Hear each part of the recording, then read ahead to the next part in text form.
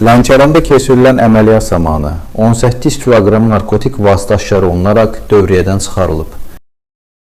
Lənkəran şəhər rayon polis şöbəsinin əməkdaşları tərəfindən narkotiklərin qanunsuz dövriyyəsinə qarşı keçirilən əməliyyat zamanı əvvəllər məhkum olunmuş 46 yaşlı İlyas İsmailov və 41 yaşlı Vəli Əbdulov da saxlanılıblar. Həmin şəxslərdən ümumilikdə 18 kiloqramdan artıq marixuana, heroin, tiryək, metamfetamin, 427 ədəd psixotrop tərkibli həb və 5 ədəd elektron tərəzi aşkarlanıb.